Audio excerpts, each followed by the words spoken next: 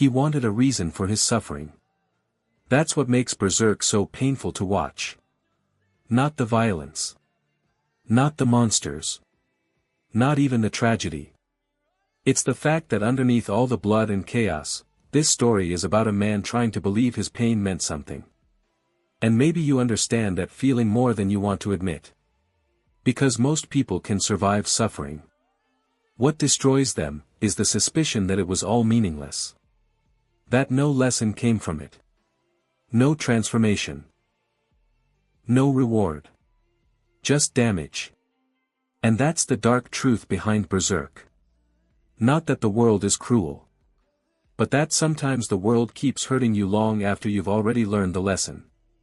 At first glance, Berserk looks like a story about revenge.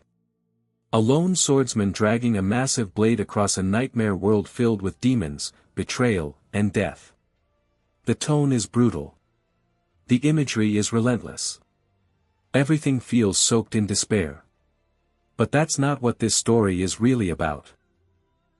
Underneath the horror, Berserk is obsessed with one question: how does a human being continue living after their soul has already been broken?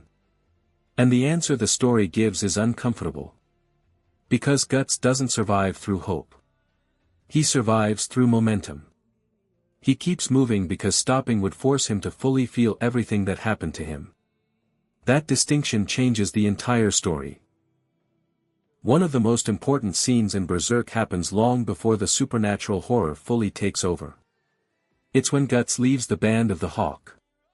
On the surface, it looks simple. He wants independence. He wants purpose beyond serving Griffith. So he challenges him and walks away. At face value, it feels empowering. The hero finally choosing his own path. But psychologically, the scene is devastating. Because Guts isn't just leaving a group. He's leaving the first place that ever made him feel human. Most viewers focus on Griffith's reaction. But the real tragedy is Guts himself. For almost his entire life, Guts existed as a weapon before he existed as a person.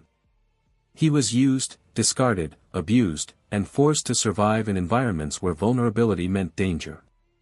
Then suddenly, the band of the Hawk gave him something terrifying: connection. Not safety. Not healing. Connection. And for people who grow up emotionally isolated, connection can feel more frightening than violence. Because violence is familiar. Love isn't.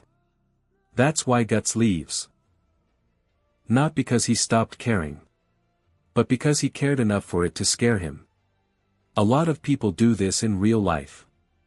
They leave relationships, friendships, opportunities, not because they don't matter, but because being genuinely seen feels psychologically unbearable when your identity was built around survival. And Berserk understands this with painful accuracy. Then comes the moment that changes everything. The eclipse. Even people who've never watched Berserk have heard about it. It's one of the most infamous scenes in anime and manga history. But what makes the eclipse horrifying isn't just what happens physically. It's what it means emotionally. On screen, Griffith sacrifices the people who loved him in exchange for power. The world collapses into a nightmare. Humanity is replaced with something monstrous. At face value, it's betrayal. But psychologically, the eclipse represents something much darker. The moment someone realizes the person they idealized never truly saw them as human. That feeling exists outside fiction. A parent. A partner. A friend. A mentor. Someone you trusted completely suddenly reveals that your emotional reality meant far less to them than you believed. And the difficult part is admitting how deeply that kind of betrayal rewires you. Because after that moment, Guts doesn't just lose people. He loses his ability to emotionally trust the world itself. That's why Berserk becomes so emotionally heavy after the eclipse. Not because the story gets darker. But because Guts does. Trauma changes perception. Once someone experiences catastrophic betrayal, the brain stops asking, "Am I safe?" and starts asking, "When will this happen again?" That's the psychological prison Berserk traps him inside. And what makes it so realistic is that recovery doesn't happen cleanly. There's no inspiring speech that heals him. No sudden emotional breakthrough. Just rage. Isolation. Paranoia. Exhaustion. Which is exactly how unresolved trauma actually works. There's another scene that quietly explains the entire philosophy of Berserk. It happens when Guts begins pushing people away after the eclipse. Especially Casca. On the surface, it looks like anger. Like emotional instability. Like someone consumed by revenge. But that's not what this behavior actually is. It's fear. Specifically, the fear of becoming emotionally responsible for someone when you no longer trust yourself to protect them. People who experience deep trauma often develop a distorted relationship with attachment. They start believing their existence harms others. That closeness inevitably leads to destruction. So they isolate themselves. Not because they don't care. But because they care too much. And Berserk refuses to romanticize this. That's important. A lot of stories portray emotionally damaged characters as mysterious or admirable. Berserk doesn't. It shows how trauma corrodes intimacy from the inside. Guts becomes emotionally fragmented. Hypervigilant. Obsessive. He starts living entirely through survival instincts.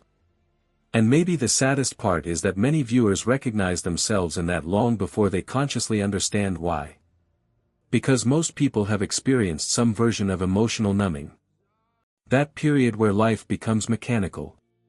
Where you function, but don't fully feel alive. You work. You respond. You keep moving. But internally, you're disconnected from yourself. Berserk captures that state better than almost any story ever written. But the darkest truth behind Berserk isn't the suffering. It's the idea that suffering alone does not automatically create wisdom. That's one of the biggest lies people tell themselves. They assume pain inherently makes someone deeper, kinder, stronger, or enlightened. Sometimes it does. Sometimes it just leaves scars. And Berserk is brutally honest about that reality. Guts does not emerge from trauma purified. He becomes dangerous. Self-destructive. Emotionally unstable. The Beast of Darkness isn't just a fantasy element. It's the manifestation of psychological collapse. The part of him that wants to surrender to hatred because hatred feels simpler than grief. And this is where Berserk becomes frighteningly human. Because revenge fantasies are often grief fantasies in disguise. People obsess over anger because anger provides direction. Grief doesn't. Grief is disorienting. Passive.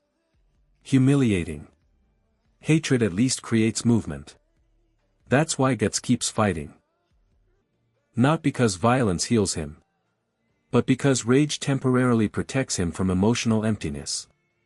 A lot of viewers feel this without consciously recognizing it. Work can become that. Success can become that. Distraction can become that. Anything to avoid sitting alone with unresolved pain. And that's the moment the story quietly changes. Because eventually, Berserk stops asking whether Guts can defeat Griffith. It starts asking whether Guts can remain human. That's a completely different conflict. One of the most beautiful parts of Berserk is that healing does begin to happen eventually. Slowly. Almost invisibly. Not through revenge. Not through power. Through companionship.